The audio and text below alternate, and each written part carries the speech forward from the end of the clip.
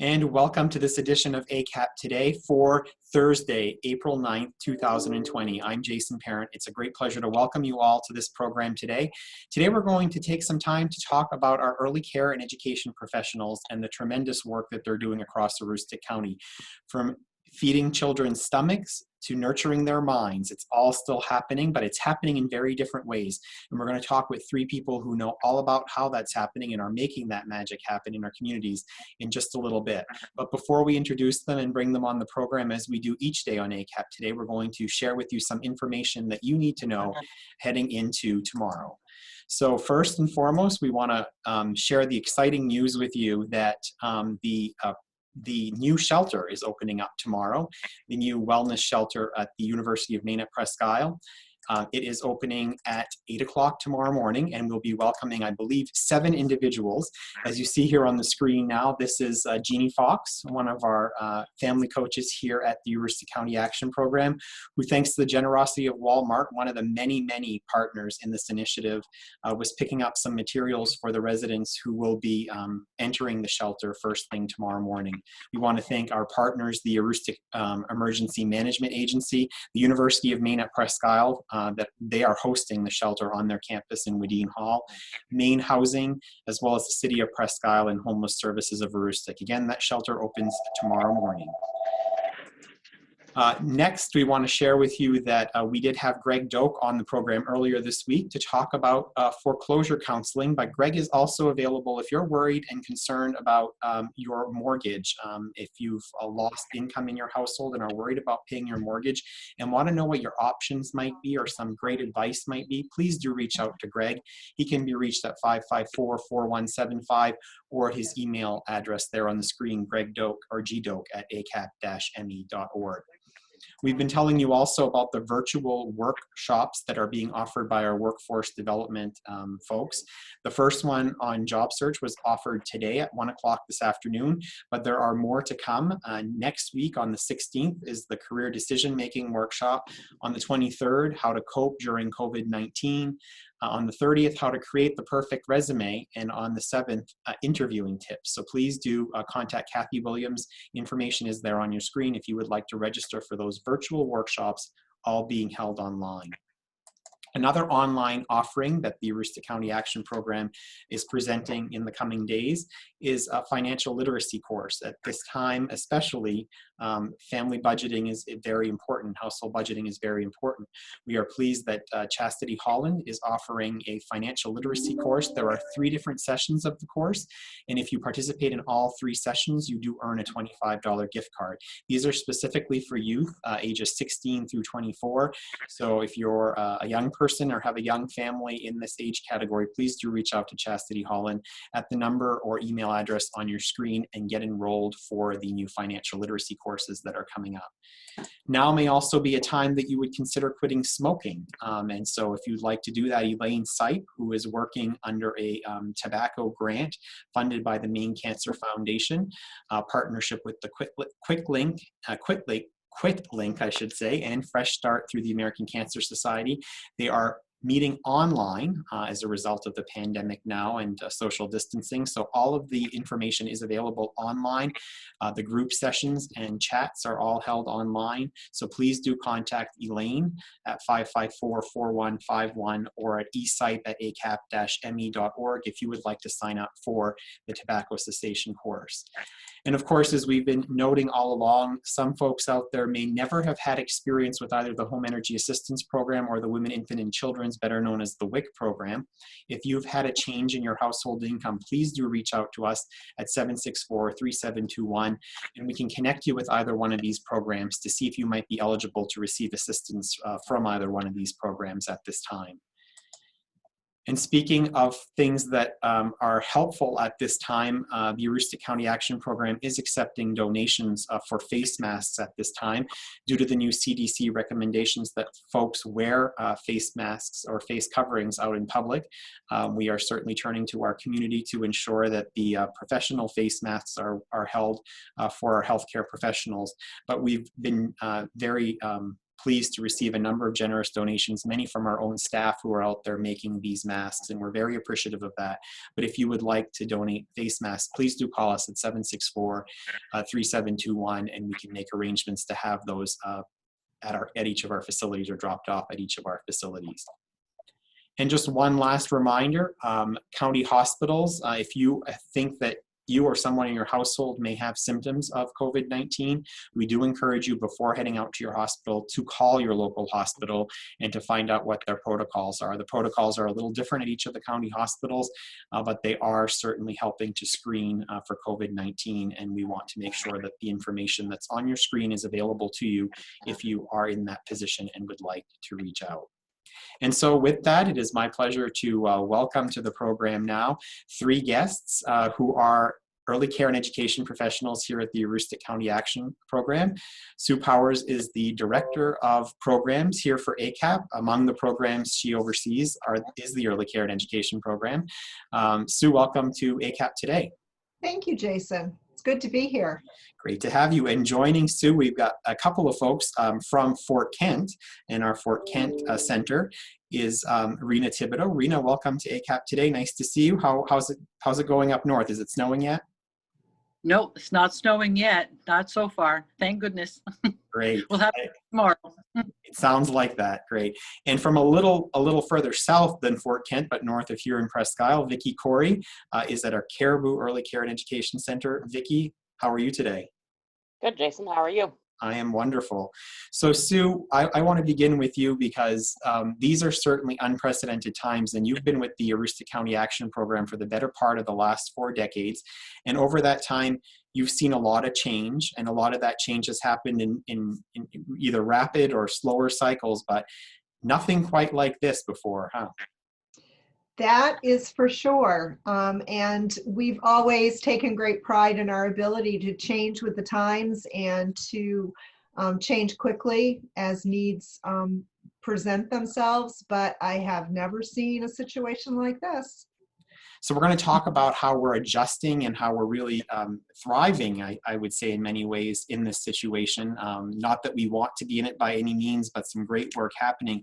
But before we do that, we're also thinking ahead to next year, and certainly want folks to be able to join us and have their families experience the wonderful benefits of the Head Start program. So talk a little bit about the recruitment season. So this is the time of the year that we start preparing for our enrollment to build our rosters for the next program year. And to do that, we usually meet with families in person to complete applications and to start gathering some information, but of course that's not possible right now. So we did work with a designer within our agency to come up with a SurveyMonkey link that will do a pre-application of sorts. So families that are interested in enrolling their children into Head Start or Early Head Start in the fall should go on to this link and complete the pre-application. It asks for some very basic information, parents' names, phone numbers, address, which center are you interested in, a contact number where you can be reached. Our staff are working by phone and by computer and are still making contact with families on a daily basis. So someone will be in touch to do some verification and to help you through the application process. One thing that I would like to remind people of is that we are able to take most recent income. So if there are families who have never been eligible for Head Start before or think that they may not be eligible, if you have seen a reduction in your income due to COVID or you've seen layoff due to COVID, I encourage you to apply if you have a child between the ages of 0 and 5 years. We do have early Head Start and Head Start openings that will come up throughout the summer. And then in the fall, we'll enroll our new class of 3- and 4-year-olds into Head Start. Now, Sue, as it relates to, obviously our centers are located in Fort Kent, Caribou, Presque Isle, and Houlton, and then we have locations at the Presque Isle Regional Career and Technology Center, Region 2 in Houlton, and then the the partnership with the school district in Dyer Brook. But if you're not in or around one of those communities, should folks still consider applying, because there are other ways that Head Start services are delivered, correct? Absolutely. We have center-based services in those locations that you just mentioned. We also have home-based services that are available to early Head Start families. So pregnant women and families who have children up to the age of 3, if you live in an outlying community and do not have transportation into a center-based, we can deliver Head Start services in your home with a home visitor. Right. So that's interesting that we leave off at that point, because a lot of what we're doing right now is delivering, or we are delivering those services in the home in many ways and in different ways. Talk to me in general terms, and then we'll talk with Rena and Vicki about some of the very important work that they're doing in their local communities around how we're adjusting in this different time. So I think for many people in the community, it was a very short notice of changing service delivery. And I am so proud of the people who work for ACAP and the response time that it took them to decide how they were going to continue to deliver services. So for our children and families, we knew very quickly that we needed to get a food service delivery system up and running. And we depended on cooks and bus drivers to head that up, and then pull in many other people from each of the center locations to help with that process. We also have set up Zoom accounts, and we're doing distance learning and group Zoom contact with children. And that has just gotten started in some locations this week. And it's great because the children are able to see their friends. They haven't been able to do that for about 3 weeks now. So the Zoom learning accounts will let those kiddos see each other on the screen and be able to talk to each other and share some songs with their teacher. It was really important to us and to the families for kids to be able to continue to have contact with their teachers. So even one-to-one FaceTime, or seeing the teacher through the window as the food was being delivered and having the child be able to wave to them has been really important. Keeping families connected and letting them know that they're not alone, they're not isolated, even though they may feel that way. We still are there for them. Now, Vicki, Corey, you're one of the individuals who's receiving those waves from the children through the window. Talk to me about the work that you and your team in Caribou are doing right now. Well, we're preparing the meals and getting them out to the children, the families. It's nice to be able to see a few of them. I sure miss them. So when they give me a wave or a smile, that really makes my day. Yes, because normally you're actually helping them get onto and off the bus and spending the time in transit with them as a bus monitor. And now you're actually going to the home and leaving meals and activities for the children. What is it like to see those smiles and those waves to you? What does that mean to you? It means the world. I know that, I'm helping out all these families, and to see those smiles and waves really means a lot. Talk to me about what your route looks like on a daily basis, because you're going pretty far and wide. So we'll start with your day. What does your day look like when you first come in, and how does it go from there? Oh, yeah. When I first come in, I'm usually helping either get the meals together to load onto the van. I do all the counting for the paperwork. It goes to Connie, and we go to Limestone. We go to Connor, New Sweden, Colby Siding, Karam, and throughout Caribou. Wow, quite a bit of miles there every day, huh? Yes. So what are the children receiving from you? Because they're receiving more than just one meal, right? Yeah, we do breakfast, lunch, snack. We're shortly going to add dinner, I believe, is what I've been told. And then once a week, we give them the education packets, or we've also been doing hygiene, like dental toothbrushes and toothpaste. Great. Now, Vicki, from Vicki to Rena. Now, Rena up in Fort Kent, a lot of the same work is going on. It looks a little bit differently because we have some partnerships up there with the local school district, but children are receiving the same services in terms of food and program activity.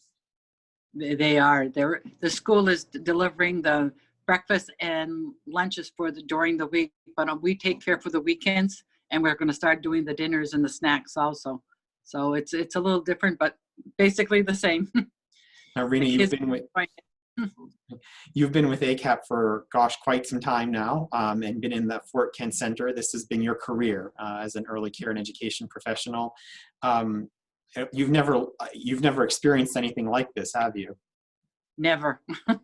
No, this is unbelievable. But we'll manage. We'll get through it. We'll all stick together, and we're going to get through it. What has been the response of families up in the valley? They're sad about it because the kids can't come in the classroom. They want to be in the classroom. They want to see their teachers and their friends, but they're getting through it. A lot of times we do FaceTime with some of the kids. Some of the kids don't want to. They act shy, so they stay away. But we send them all kinds of materials. We send them their food, and they seem to be, the parents are coping with it. They have to. They have no choice. What does your day look like when you come in? Because you're one of just a few people coming in right now, because we're trying to keep as many people working from home as possible. That's right. We're only 3 here working right now. We have our bus monitor and our bus driver and myself. I usually contact the parents when I start coming in the morning. I get stuff ready that Lily needs to send out to the parents. And Tiffany helps me. We do planning for the meals and go shopping and take care of all that stuff that everybody else needs. I answer the You answer the phone? Yep, all the time. Now, every time that I've talked to you, you're very passionate about working with the children. What does doing this work mean to you right now, serving the children in this time in particular?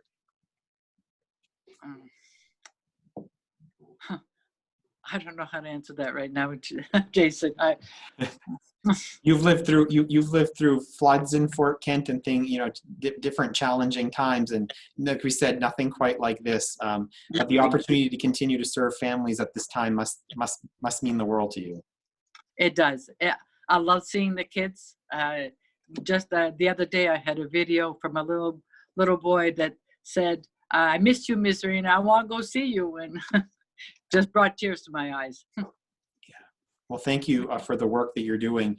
You're Sue, as you see there from Vicki and Rena, and we're going to talk to others in Presque Isle and further south in next week. But this is just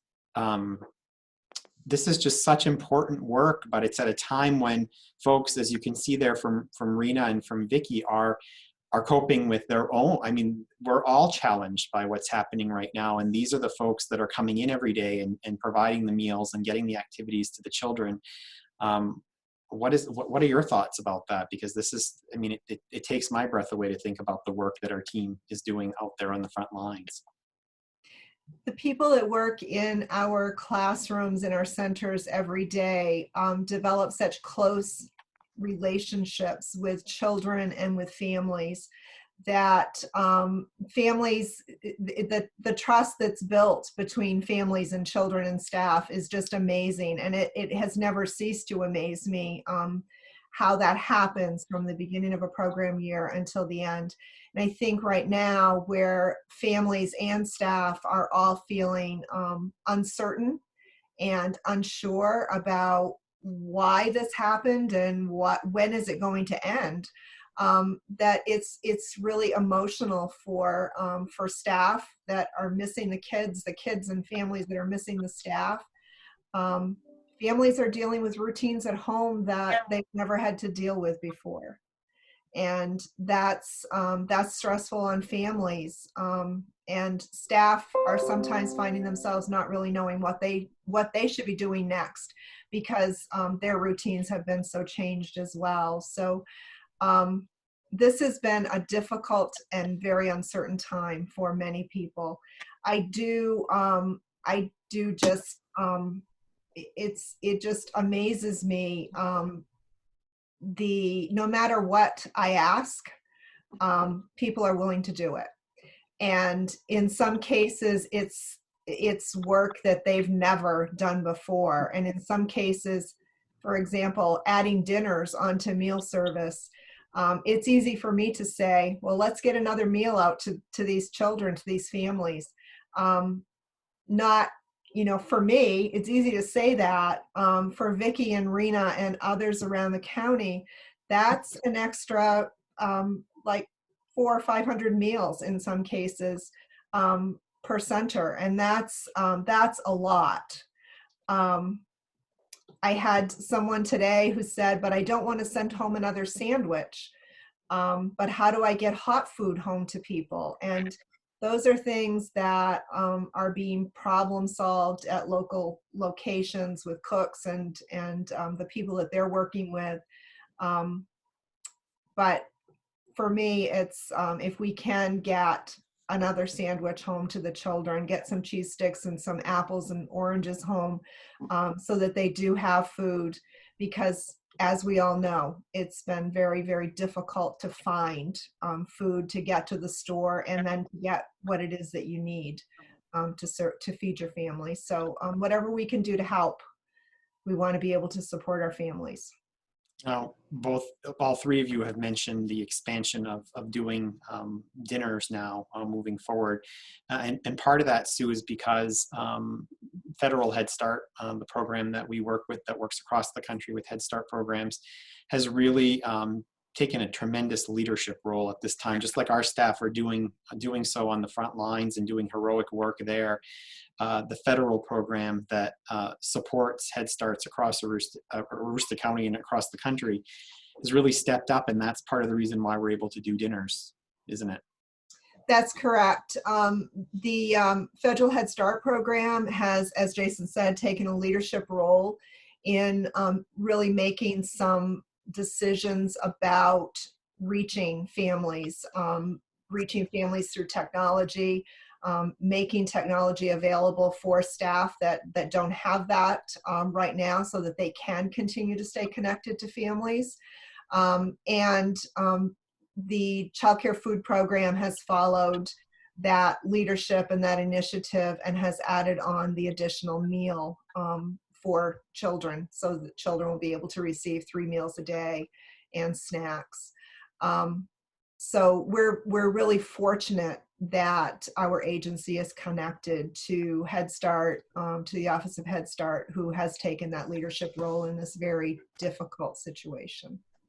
So as I'm showing now on the screen some pictures of our folks doing the work that we were speaking with Vicki and Rena about and delivering some of the food and activities to our children across Aroostook County. What haven't we talked about, Sue, Vicki, Rena, that you wanted to mention today and let the folks of Aroostook County know about the wonderful work you're doing? I just want to congratulate the people that work for us and that have come up with the creative and innovative ways of making sure that service delivery happens and that children and families know that there's someone out there that's caring for them. Rena, Vicki? I think she said it all. I think so too. So one last question for each of you. What is your message to our families out there? I mean, Vicki, you get to see them waving through the window, but if you have the opportunity to have a conversation or say something to the families that we're serving right now, I'll begin with you, Sue. What do you have to say to the families that we serve each day? I want them to know that we care about them, and that if there's anything that they need, let us know. Let your center know. We're able to meet some basic needs right now. If your child's enrolled in early Head Start, we have diapers and wipes available. We have some toilet paper available. If any families need toilet paper, we're carrying that on the bus. So basically, just don't go without. If there's something that you need, let someone know at ACAP so that we can help you figure out how to get those needs taken care of. Vicki, Corey, what do you say?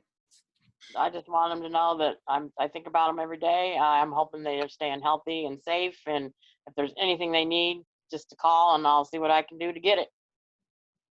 And Rena, the last word's yours. What do you have to say to your families up in the valley? That I miss them and I hope them stay safe, and that if they need anything, I am always here. They have the phone number here. They have my cell phone number. They can reach me on Messenger any time of day or night. Yes, very good advice. Please do stay in touch with folks, especially at this time. We can't be together physically or in the same space and have to observe social distancing, but we do want to remain close to one another through use of technology or just picking up the phone as it would be. Rena Thibodeau, Vicki, Corey, Sue Powers, thank you so much for being guests on ACAP today and for sharing the wonderful work. We're going to catch up with some of your colleagues next week. I believe it's next Thursday, and hear about some of the work that's happening in other parts of Aroostook County as well. So looking forward to that as well. But before we leave folks today, just a couple of reminders as we usually do at the end of our broadcast. First, if you have information that you are in need of, or if you are in need of help or would like to give help, a resource for that is aroostookcommunity.com. You can also call us here at 764-3721. If you are unable to connect online or prefer not to navigate the website, call us at 764-3721, and we can either help post something online for you or help directly connect you with resources. So please do reach out. Also, do reach out to us here directly at the Aroostook County Action Program or connect with us online, reminding you that we're all in this together. So please do reach out, 764-3721, info-acap@acap-me.org. You can also check us out on Facebook, where we're posting information regularly. We have an early care and education site as well on Facebook that you can check out and see some of the great things happening there. Visit our website, acap-me.org. And lastly, check out our new YouTube channel where you can watch past broadcasts of this program, but also see some wonderful and gifted early care and education professionals doing all sorts of activities for children in our programs, but for your children as well. Please do check them out and share a bedtime story from one of our early care and education professionals with your children at home. And then lastly, we end with our snapshot of the day.